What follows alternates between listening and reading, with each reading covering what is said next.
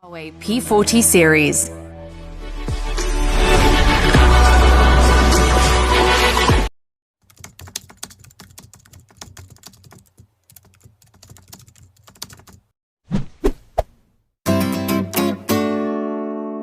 dua hal, yaitu Google dan kamera. Nah, dua hal inilah yang mau saya omongin dulu di video kali ini. Pertama, mulai dari yang memang jadi specialty atau keunggulannya Huawei, yaitu kamera. Tibalah kita di masa bagian kamera dijadikan satu dalam kotak menonjol di bagian belakang, dan Huawei P40 Pro ini bukan pengecualian. Konfigurasi yang dibawa secara angka mungkin memang tidak luar biasa karena paling besarnya hanya 50 megapiksel ditemani 40, 12, dan 3D depth sensing camera. Tapi yang sebenarnya lebih menarik untuk diulik nanti adalah sensor besar dan filter warna yang baru. Cuma saya nggak akan teknis sekarang, nanti aja, dan buat yang minat untuk baca, bisa cek link yang ada pada kolom deskripsi di bawah. UI kameranya masih tipikal Huawei banget, mode-mode yang disediakan juga masih familiar seperti yang bisa dilihat sekarang. Selain itu, bisa dilihat juga di bagian bawah ada kontrol zoom dengan titik-titik untuk mengakomodasi 5 kali optical zoom, 10 kali hybrid, sampai 50 kali maksimalnya. Sampel foto untuk yang sekarang belum banyak ya, tapi dari sedikit yang saya punya, Huawei masih mantap dengan karakter fotonya yang tajam dan detail.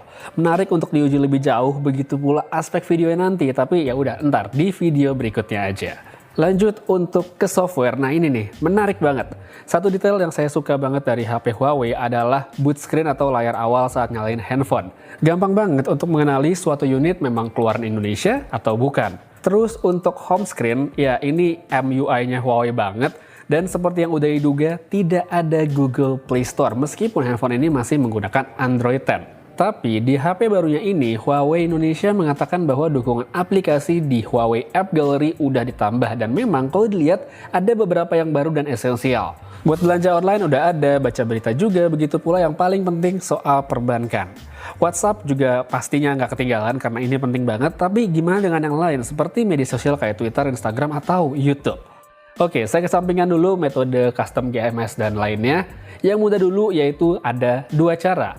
Buka lewat browser lalu pin ke home screen, nanti ada logo sama tanda browsernya. Atau yang kedua, bisa juga download APK supaya bisa buka aplikasinya kayak biasanya. Jadi bukan via browser. Sampai sini saya udah dapat APK yang bagus buat Instagram dan Twitter, versi baru juga, jadi nggak beda dengan yang ada di handphone Android lain.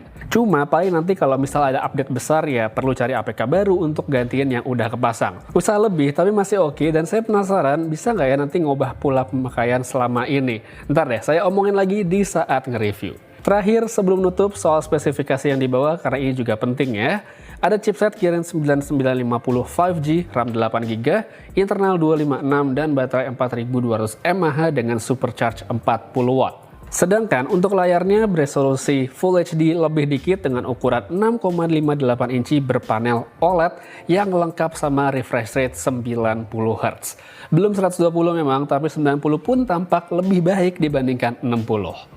Overall, saya suka banget sama Huawei P40 Pro untuk impresi pertama. Banyak yang bisa diulik dan dicoba, terlebih soal user experience nanti bakal saya share di video reviewnya. Jadi, jangan lupa untuk subscribe dan aktifkan notifikasi supaya kamu nggak ketinggalan videonya. Sekian dulu untuk video singkat tentang Huawei P40 Pro. Terima kasih banyak nonton sampai habis. Jaga kesehatan, dan sampai ketemu lagi di video berikutnya.